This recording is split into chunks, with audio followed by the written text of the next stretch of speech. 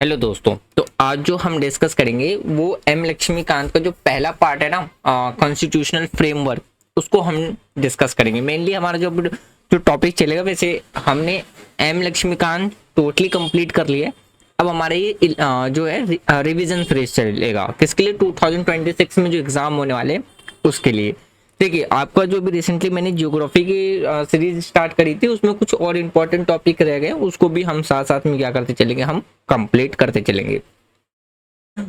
और बाकी अगर आप यूपीएससी की प्रिपरेशंस कर रहे हैं या एसएससी पीसीएस किसी भी गवर्नमेंट एग्जाम की प्रिपरेशंस कर रहे हैं, तो आप बिल्कुल सही जगह पे आए। यहाँ पे आपको सारी चीज़ें फ्री ऑफ कॉस्ट मिल जाएंगी। चाहे previous year question paper analyse करना हो, जिसमें हमने जैसे और अभी हमने 27 ईयर्स की यूपीएससी प्रीलिम्स के हिस्ट्री के क्वेश्चंस को डिस्कस करा था, मतलब उसको टॉपिक वाइज डिस्कस करा था। पहले एशियन हिस्ट्री डिस्कस करा था, फिर मिडिवल हिस्ट्री डिस्कस करा था, फिर उसके बाद मॉडर्न हिस्ट्री डिस्कस करा था, फिर इंडियन नेशनल मूवमेंट के टॉपिक डिस्कस करे थे जो इन 27 ईयर्स में पूछे गए थे।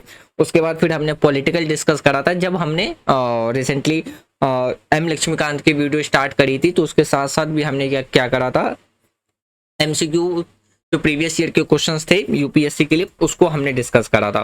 फिर जैसे आपको क्लास 6 से लेकर के क्लास 12 तक की पॉलिटिकल साइंस की एनसीईआरटी कंप्लीट देखने को मिल जाएगी। ये सारी चीज़ें हमने कंप्लीट कर ली है। अगर आप चाहें तो रिवीजन के लिए प्लेलिस्ट एक्सेस करके वहाँ पे आप अपना रिवीजन कंप्लीट कर सकते हैं। विद हिंदी इंग्लिश दोनों में आपको देखने को मिल जाएगा। फिर हमने अभी रिसेंटली जियोग्राफी स्टार्ट करी थी, तो जियोग्राफी हमने क्लास 6 से लेकर के 10 तक कंप्लीट कर ली है। अभी 11th और 12th की जो फिजिकल जो मतलब 11th की जो फिजिकल ज्योग्राफी रह गई है, फिर 12th की ज्योग्राफी रह जाएगी, उसको भी हम साथ साथ में कंप्लीट कर लेंगे और साथ साथ में हमारा रिवीजन भी अब चलता रहेगा। मतलब इन शॉर्ट ये समझिए, आप जो आपको लॉन्ग वीडियो देखने को मिलेगी वो दो देखने को मिलेगी। एक एम लक्ष्मीकांत की रिवीजन वीडियो देखने को मिलेगा, दूसरा ज्योग्राफी फिजिकल ज्योग्राफी जो कि काफ़ी ज़्यादा इंपॉर्टेंट है, वो आपको देखने को मिलेगा। अब हमारा मेन फोकस रहेगा कि एनी हाउ 2026 में हमें अपने यूपीएससी का सिलेबस कंप्लीट करना है, मेंस के लिए भी प्रीलिम्स के लिए भी। और जैसे आपको वन शॉट्स वीडियो भी देखने को मिल जाएगी करंट अफेयर में। अगर आप इन शॉर्ट में करंट अफेयर इंटरनेशनल न्यूज़ को कवर करना चाहते हैं तो वो डेली अपलोड होता है। आप शॉर्ट्स वीडियो एक्सेस करके एआई जनरेटेड है, वो आप देख सकते हैं। फ्री ऑफ कॉस्ट नहीं है सारी चीज़ें। पीडीएफ चाहिए, नोट्स चाहिए, वो सारी चीज़ें आपको टेलीग्राम पे मिल जाएगा। टेलीग्राम पे चैनल है, उसका लिंक आपको डिस्क्रिप्शन में मिल जाएगा, वहाँ से आप डाउनलोड कर सकते हैं। ये थी कुछ बेसिक चीज़ें जो चीज़ यहाँ पे आपको प्रोवाइड कराई जा रही है। यही चीज़ बहुत जगह आपको पेड मिलेगी, बट मैं यहाँ पे आपको क्या कर रहा हूँ, फ्री ऑफ कॉस्ट प्रोवाइड करा रहा हूँ। आप चैनल को ज्वाइन करके आप एक्सेस कर सकते हैं। देखिए, अब जो हमारा टॉपिक रहेगा आज से वो चलेगा totally constitutional framework. Constitutional framework का मतलब है कि जो हमारा कॉन्स्टिट्यूशन जो आज हम देख रहे हैं, जो हमारे देश का संविधान है, उसकी नींव कहाँ से पड़ी, मतलब कहाँ से कॉन्सेप्ट निकल करके आए, हमने कहाँ से क्या चीज़ें अडॉप्ट करी है, वो सारी चीज़ें आपको देखने को मिलेगा। जैसे आपने हिस्ट्री में पढ़ा होगा कि हमारी कंट्री का जो कॉलोनियल टाइम है, यानी कि जब हमारे देश को गुलाम बनाया गया था। देखिए, वैसे गुलाम कहना तो गलत होगा, हम इसकी जगह पे यूज़ कर सकते हैं उपनिषद।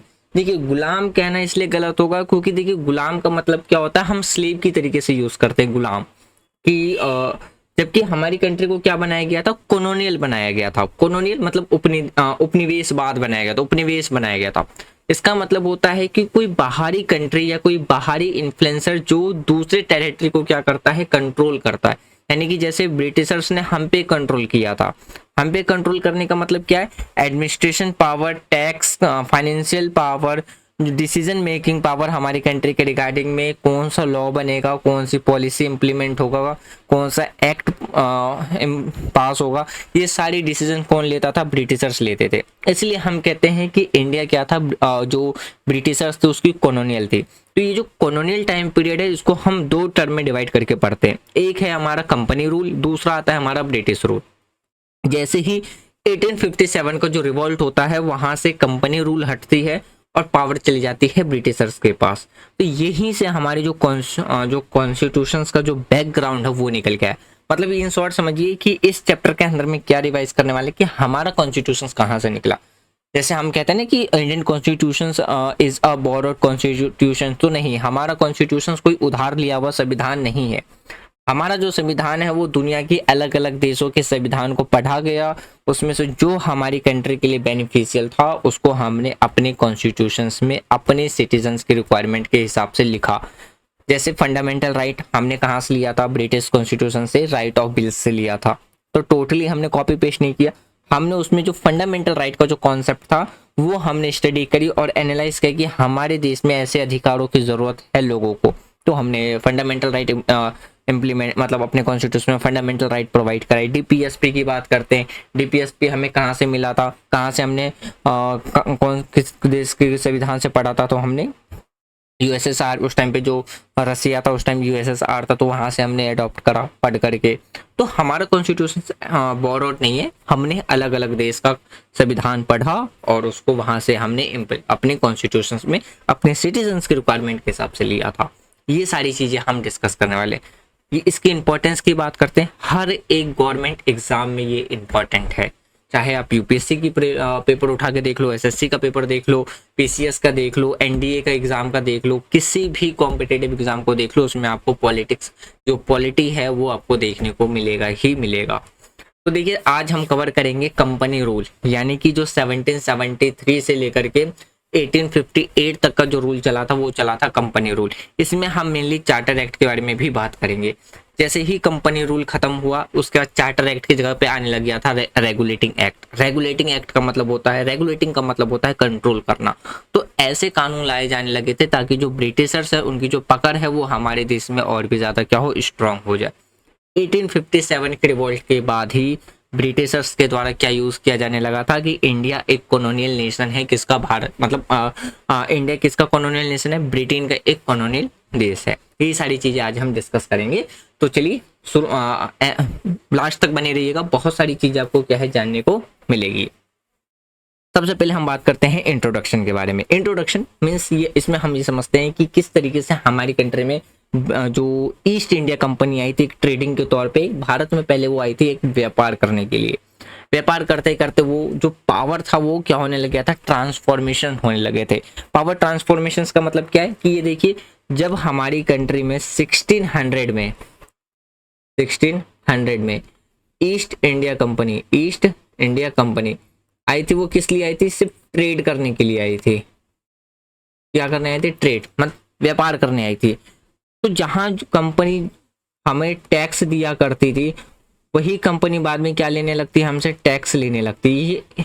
ये क्या दिखाता है? ये दिखाता है पावर, यानी कि पावर ऑफ ट्रांसफॉर्मेशन, कि जो कंपनी हमारे देश में व्यापार करने आई, जो हमें टैक्स दिया करती थी, देखते ही देखते वही कंपनी हमसे क्या लेने लगती है? टैक्स लेना शुरू कर देती है।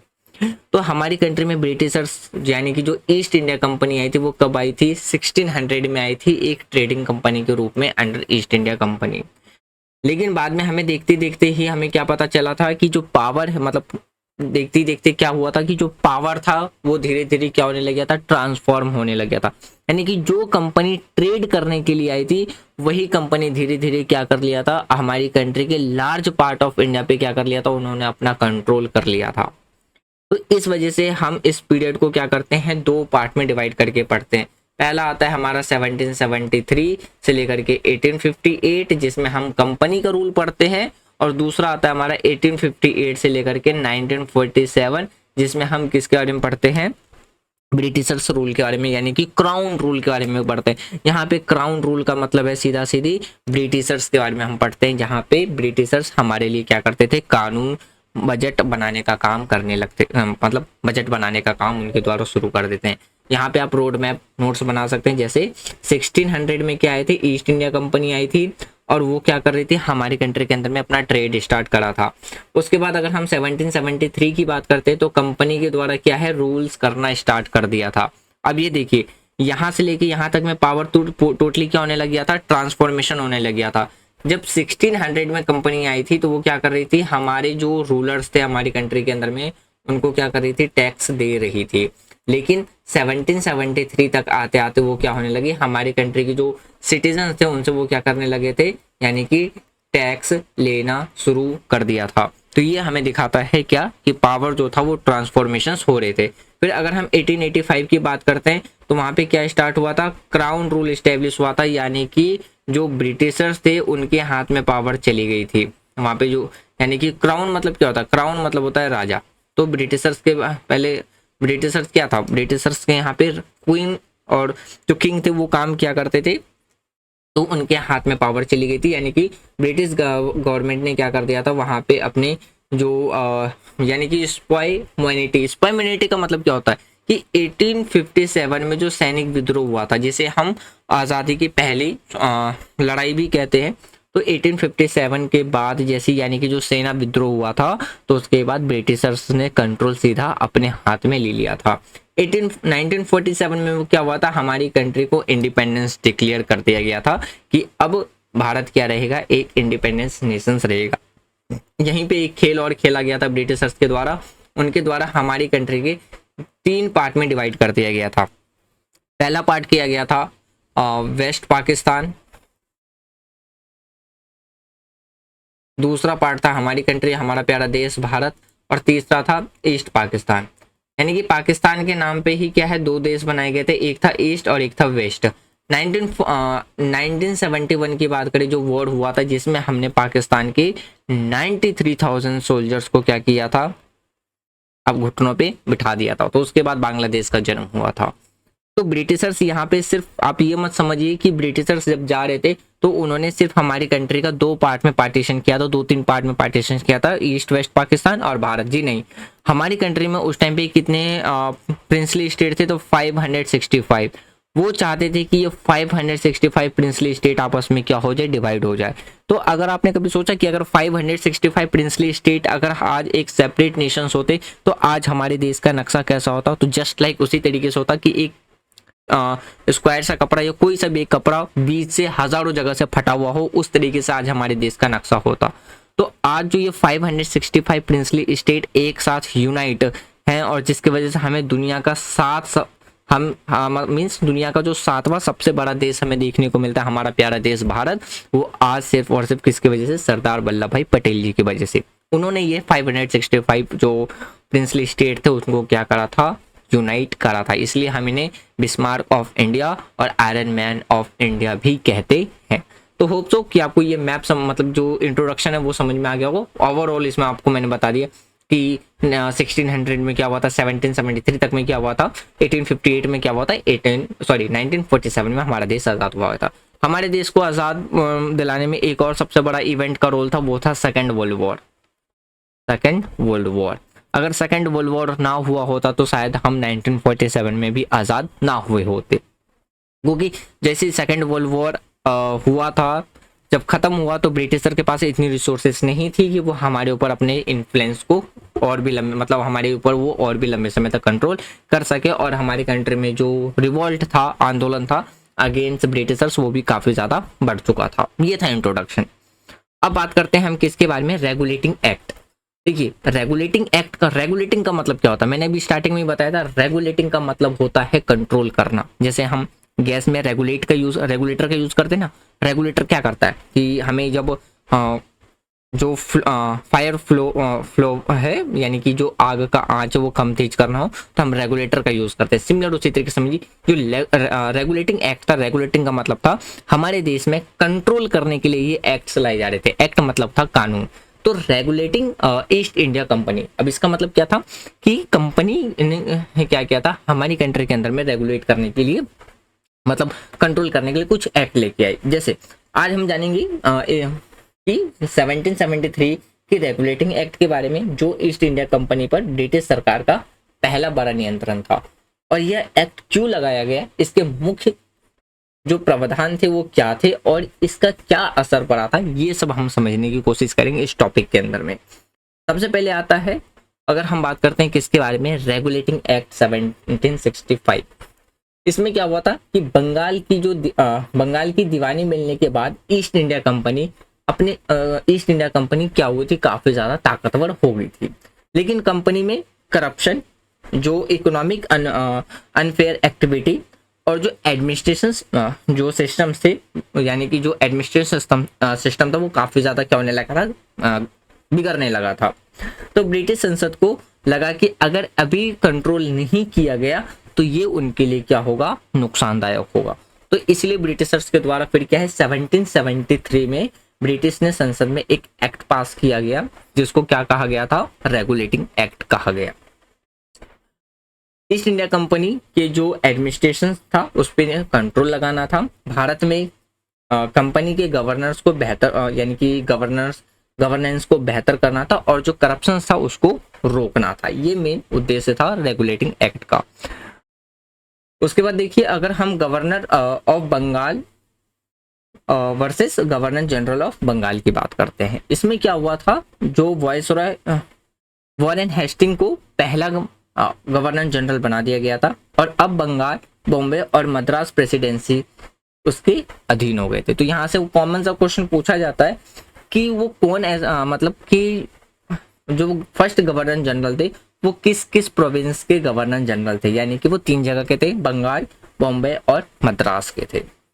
गवर्नर जनरल की सहायता के लिए इसमें 4 सदस्य थे, जिसमें जो भी निर्णय लेना होता था वो मेजोरिटी के बेस पे लिया जाता था। ये सारी चीजें देखिए यहाँ पे हम डिस्कस करेंगे। यहाँ पे जैसे भी पिक्ट एक्ट है, ये सब सारी चीजें अभी हम यहाँ पे डिस्कस करेंगे, ठीक है। तो अभी जैसे मैं आपको चार्टर एक्ट अभी बता रहा हूँ, तो अभी पहले रेगुलेटिंग एक्ट समझ लीजिए। तो उसके बाद देखिए, अगर हम बात करें तो इसमें जो कंपनी थी यानी कि ब्रिटिश सरकार को नियंत्रण का क्या मिल गया था, यानी कि ब्रिटिश सरकार को कंट्रोल का राइट मिल गया था, अधिकार मिल गया था। अब कंपनी के जो डायरेक्टर्स थे वो ब्रिटिश सरकार को रिपोर्ट उनको रिपोर्ट क्या करनी पड़ती थी, देनी पड़ती थी। कलकत्ता में एक सुप्रीम कोर्ट की जो स्थापना हुई थी वो किस में हुई थी, जो रेगुलेटिंग एक्ट 1774 था उसी में हुई थी। फिर ये भारत का हमारा क्या था, पहला एक सुप्रीम कोर्ट था। इसके पहले जो चीफ जस्टिस थे वो कौन थे, एलिजा एम्पे थे। ये याद रखिएगा, यहाँ से क्वेश्चन हो सकता है पूछ ले कि जब हमारी कंट्री में सुप्रीम कोर्ट की इस्टेब्लिशमेंट हुई थी, फर्स्ट जो सुप्रीम कोर्ट जो बना था उस टाइम पे पहले चीफ जस्टिस कौन थे।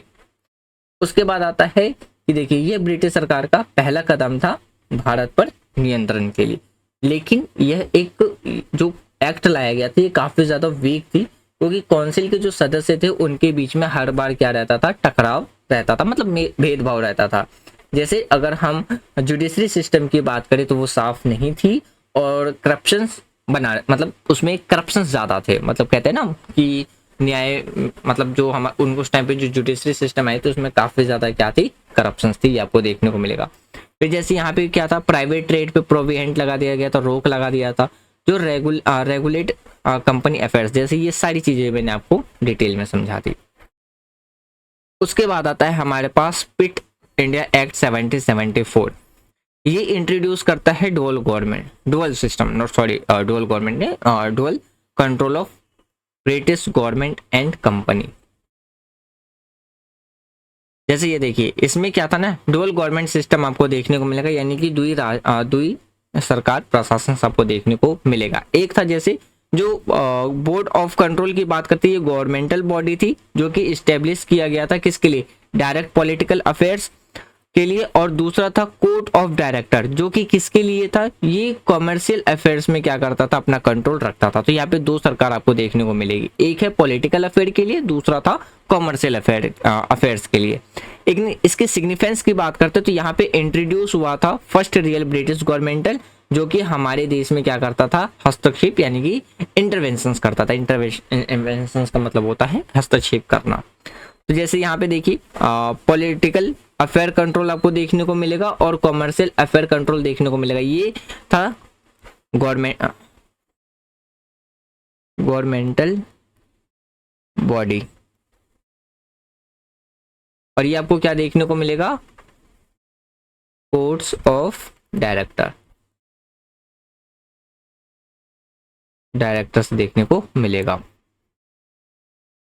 यहाँ पे आप देख सकते हैं बोर्ड ऑफ कंट्रोल, ये की किसके अंदर में था, गवर्नमेंटल बॉडी था, और कोर्ट ऑफ डायरेक्टर, तो इनके बीच में बैलेंसिंग करना था। तो इसलिए यहाँ पे आपको क्या देखने को मिलेगा, डबल गवर्नमेंट देखने को मिलेगा, यानी कि 2 ही सरकार आपको देखने को मिलेगा, कॉमर्शियल अफेयर के लिए और पॉलिटिकल अफेयर के लिए।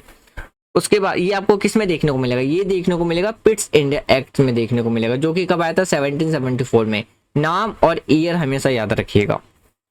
उसके बाद आता है हमारे पास चार्टर एक्ट। चार्टर एक्ट की बात करें तो इसमें आपको हर एक चार्टर एक्ट के अंदर में 20 साल का गैप देखने को मिलेगा। जैसे चार्टर एक्ट 1883, चार्टर एक्ट 1833 और चार्टर एक्ट 1853, इनके बीच का काम देखिए चार्टर एक्ट तो वैसे बहुत सारे हैं, मैंने यहाँ पे वो चार्टर एक्ट उठाए जो एग्जाम पॉइंट ऑफ व्यू से काफी ज्यादा इंपॉर्टेंट है। यहाँ पे भी आपको कुछ देखने को मिल जाएगा। हाँ, जैसे यहाँ पे देखिए एक चार्टर एक्ट यहाँ पे भी देखने मिलेगा, सॉरी जो the rule of governance general pre मतलब पहले 1858 से पहले का, पहले हम ये डिस्कस करते हैं। चार्टर एक्ट 1813, तो इसमें क्या था, जो कंपनी की जो ट्रेड थी यानी कि जो मोनोपोली थी वो भारत में वो क्या कर दी गई थी, खत्म कर दिया गया था। मोनोपोली का मतलब क्या होता है, देखिए मोनोपोली एक ना इकोनॉमिक वर्ड है। मोनोपोली एक होता है मोनोपोलिस्टिक। मोनोपोली का मतलब होता है कि जब मार्केट के अंदर में किसी एक कंपनी का राइट होता है, अधिकार होता है, तो उसे हम कहते हैं मोनोपोली। एग्जाम्पल के तौर पे अगर आप समझिए, जैसे हम विंडो कंपनी की बात करते हैं जो हम लैपटॉप में मोस्टली यूज करते हैं, उसमें किसका मोनोपोली चलता है, माइक्रोसॉफ्ट का। एक टाइम ऐसा था जो प्रोसेसर में किसका मोनोपोली चलता था, इंटेल का। आज के टाइम पे हमें क्या देखने को मिलता है, AMD प्रोसेसर भी देखने को मिलता है। तो मोनोपोली का मतलब होता है कि मार्केट के अंदर में एक कंपनी का रूल होना, एक ही कंपनी का दबदबा होना। और मोनोपोलिस्टिक का मतलब होता है कि मार्केट के अंदर में एक ही प्रोडक्ट के बहुत सारी कंपनी। एग्जाम्पल से समझिए, जैसे अगर आज आपको मार्केट में एंड्रॉयड फ़ोन लेना है तो आपके पास एंड्रॉयड फ़ोन के लिए मल्टीपल्स कंपनी देखने को मिल जाएगी। ये हो जाएगा हमारा मोनोपोलिस्टिक। मोनोपोलिस्टिक जब मार्केट के अंदर में मोनोपोलिस्टिक रहता है तो कंज्यूमर के लिए यानी कि जो पीपल्स हैं उनके लिए काफ़ी ज़्यादा हेल्पफुल बेनिफिशियल रहता है। बेनिफिशियल इसलिए रहता है क्योंकि उनको अपनी रिक्वायरमेंट के हिसाब से प्रोडक्ट में उन्हें बहुत से ऑप्शंस मिल जाते हैं। जैसे अगर किसी को 4 GB रैम और 128 GB इंटरनल मेमोरी की फ़ोन चाहिए तो उन्हें वहाँ पे काफ़ी ज़्यादा बेनिफिट मिलेगा। क्यों? क्योंकि उनके जैसे अगर अलग अलग कंपनी होने की वजह से उन्हें प्राइस में काफ़ी ज़्यादा बेनिफिट मिल जाएगा। जैसे मान लीजिए ओप्पो वीवो है, वो काफ़ी अफोर्डेबल फ़ोन प्रोवाइड करा देते हैं 6 GB 128 इंटरनल मेमोरी के साथ, अच्छा खासा कैमरा के साथ। तो ये कंज्यूमर के लिए है बेनिफिशियल हो जाता है क्योंकि उनके पास बहुत सारे ऑप्शन होते हैं। मोनोपोली में ऐसा नहीं होता है। मोनोपोली में जो कंपनी होती है यानी कि जो ऑनर होता है वो ही क्या करता है, इस प्रोडक्ट का प्राइस डिसाइड करता है और कंज्यूमर को लेना पड़ता है। एग्जाम्पल के तौर पे समझिए, मान लीजिए ये एक मार्केट है, मैं सिर्फ मोनोपोली का समझा रहा हूँ, और यहाँ पे पूरे मार्केट में सिर्फ एक ऐसा पर्सन है जो क्या कर रहा है, एप्पल बेच रहा है। तो ये जो एप्पल बेचने वाला जो पर्सन है वो चाहे तो 100 रुपए का भी एप्पल बेच सकता है, 200 रुपए का भी एप्पल बेच सकता है, और कस्टमर को लेना ही पड़ेगा। क्यों? क्योंकि मार्केट में कोई कॉम्पिटिटर नहीं है। वही चीज अगर मोनोपोलिस्टिक की बात करते हैं तो मान लीजिए 4-5 एप्पल बेचने की दुकान है, अगर ये 100 रुपए में बेच रहा है, हो सकता है ये 80 में बेचे, ये 150 में बेचे और ये 60 रुपए में बेचे, तो कस्टमर किसके पास आ जाएगा, या तो 80 वाले के पास चला जाएगा या 60 वाले के पास चला जाएगा। तो यहाँ पे प्राइस का क्या रहता है, कॉम्पिटिशन रहता है, तो कंज्यूमर को बेनिफिट मिलता है। तो जो चार्टर एक्ट था 1913 का, यहाँ पे कंपनी की जो मोनोपोली थी भारत के अंदर में किसके लिए, जो चाय की खेती थी ना, चाय की खेती के लिए। एक मिनट,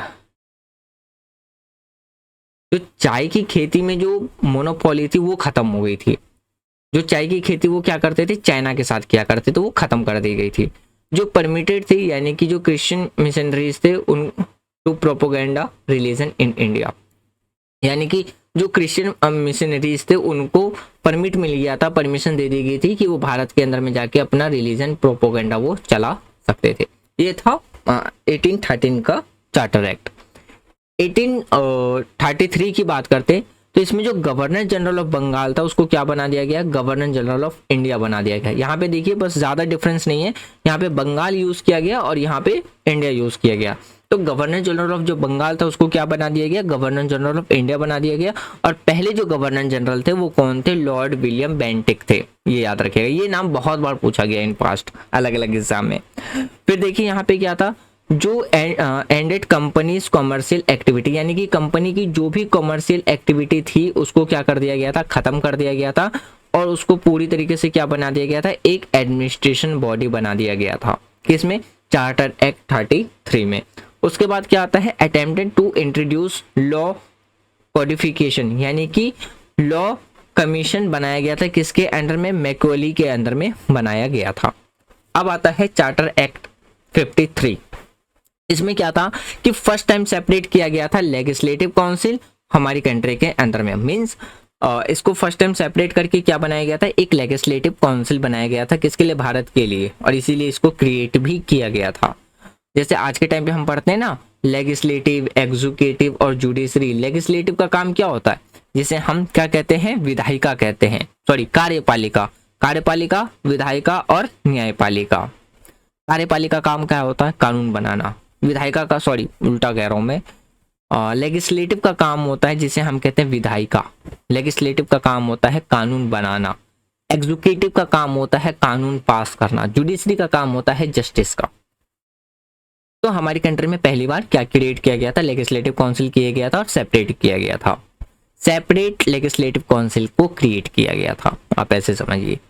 फिर इंट्रोड्यूस किया गया था एक open competitions for civil service examination. अब ये देखिए 25 मई 2025 ये वो दिन है जहां पे बहुत से यूपीएससी एस्पिरेंट्स अपने, कोई फर्स्ट अटेम्प्ट देने जाएगा, किसी के लिए लास्ट अटेम्प्ट होगा, किसी के लिए थर्ड अटेम्प्ट होगा।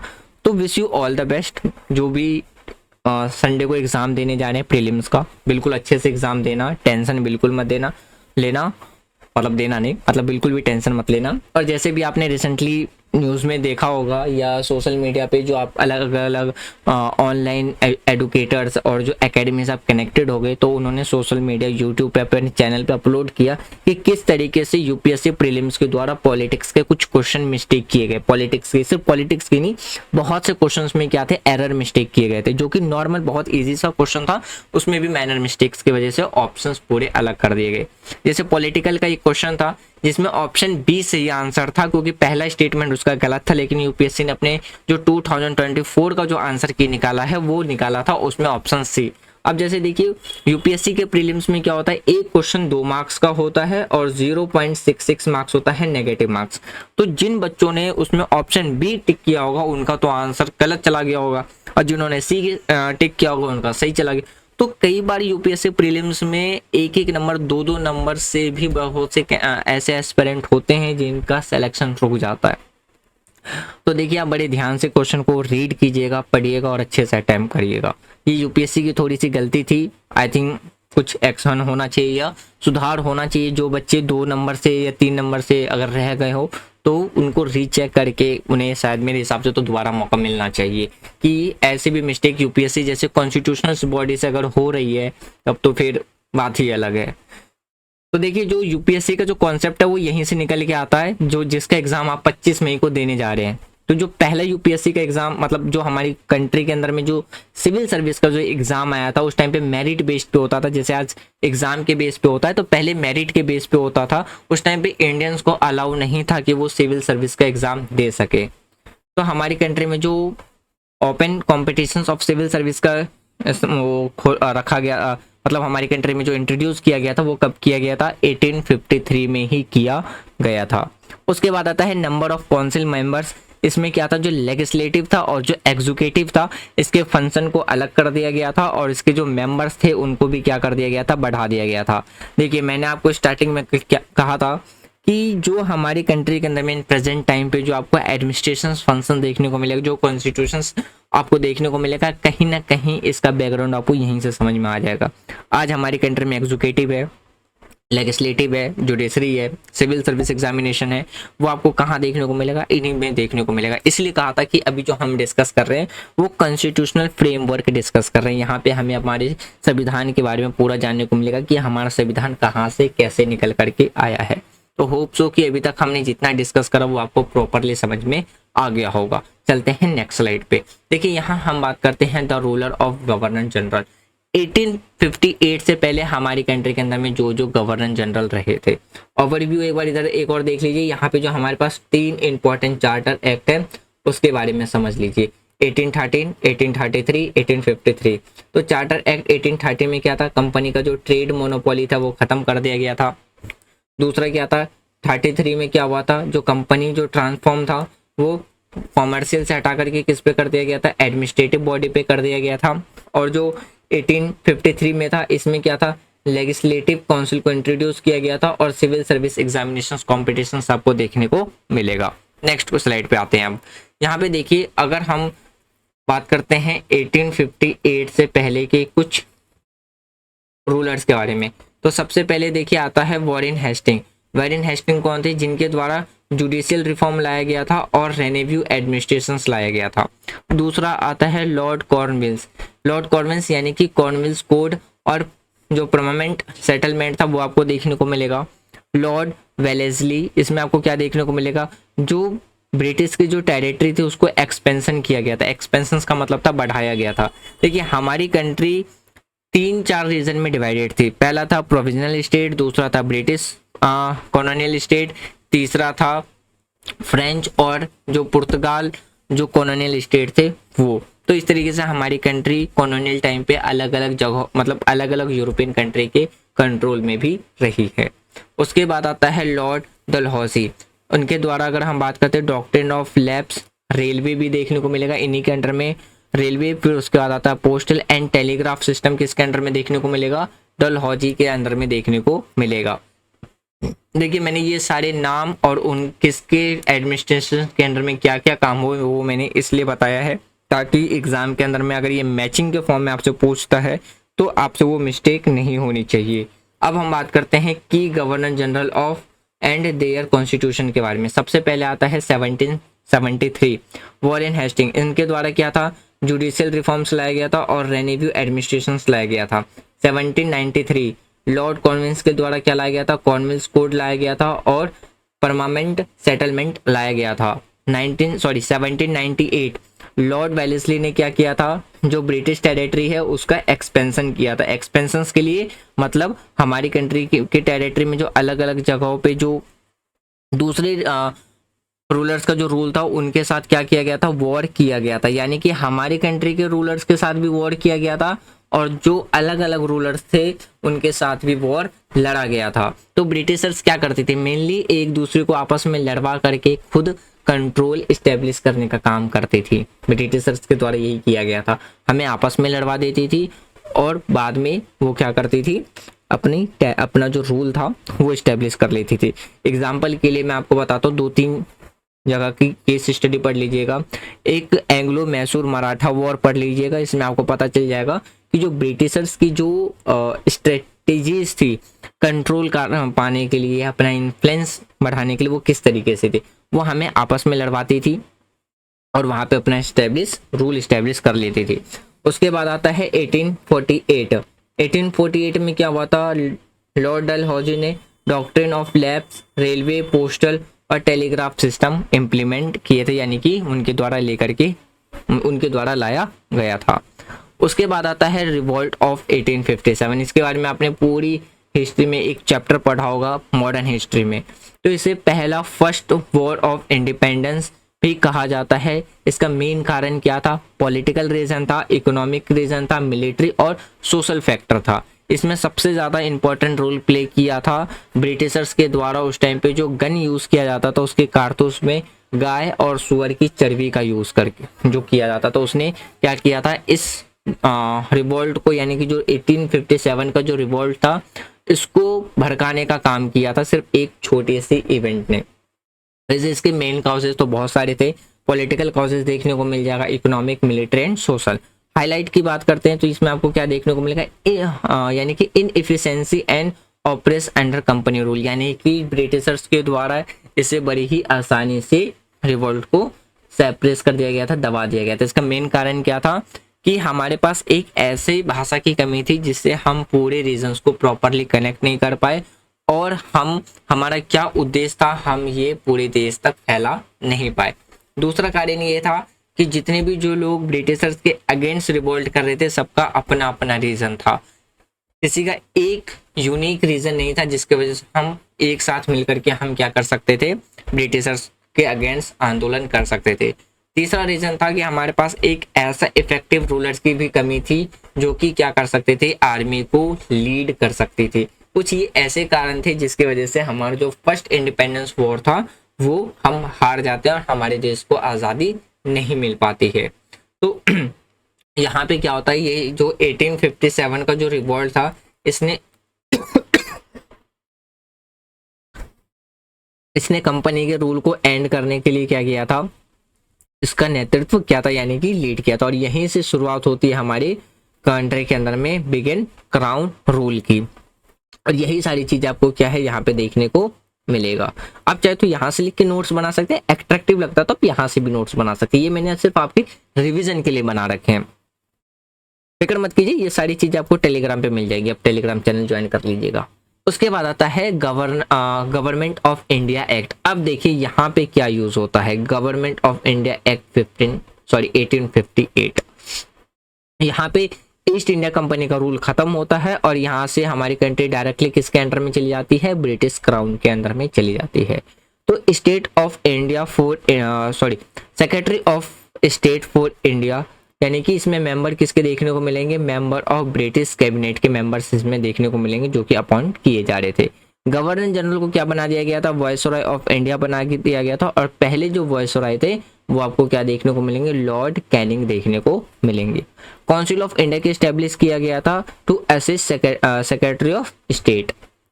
इसके सिग्निफिकेंस की बात करते हैं तो सिग्निफिकेंस में आपको क्या देखने को मिलेगा, ये जो पीरियड था इसने लीड किया था कि जो फाउंडेशंस ऑफ इंडिया यानी कि हमारे देश के अंदर में जो ब्रिटिश एडमिनिस्ट्रेशन है उसके लिए, और जो हमारी कंट्री के अंदर में लीगल सिस्टम एस्टेब्लिशमेंट किया गया था वो आपको देखने को मिलेगा।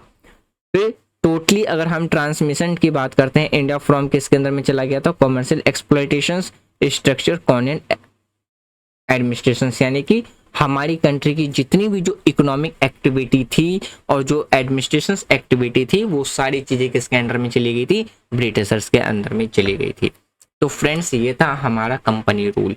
होप सो कि आज जो भी हमने रिवाइज किया वो आपको समझ में आ गया होगा। कोई भी डाउट हो आप अपना डाउट कमेंट बॉक्स में लिख देना, जब हम इसके आगे का टॉपिक हम रिवाइज करेंगे पहले हम अपने डाउट को लेके चलेंगे, क्लियर करेंगे, तब हम अपने आगे के टॉपिक को डिस्कस करेंगे। और जैसे मैंने आपको बता दिया यहाँ पे आपको सारी चीज़ें फ्री ऑफ कॉस्ट मिल रही हैं, चाहे आप प्रीवियस ईयर क्वेश्चन पेपर की बात कर लें, उसके डिस्कशंस की बात कर लें, फ्री शॉर्ट नोट्स मतलब फ्री शॉर्ट करंट अफेयर की न्यूज़ की बात कर लें वो आपको फ्री मिल रही है, एनसीईआरटी डिस्कशंस फ्री मिल रहा है, जियोग्राफी फ्री मिल रहा है, ये सारी चीज़ें आपको फ्री मिल रही है। फिर भी वीडियो के रिगार्डिंग में अगर आपको कोई सजेशंस देना है, कमेंट बॉक्स ओपन है, आप कमेंट बॉक्स में दे सकते हैं। वीडियो पसंद आ रही है तो आप वीडियो को लाइक शेयर एंड चैनल को सब्सक्राइब कर सकते हैं। Thanks for watching friend, take care, जय हिंद। अब हमारा रिवीजन और प्लस सिलेबस साथ में मिलकर कंप्लीट करेंगे। मिलते हैं नेक्स्ट वीडियो में।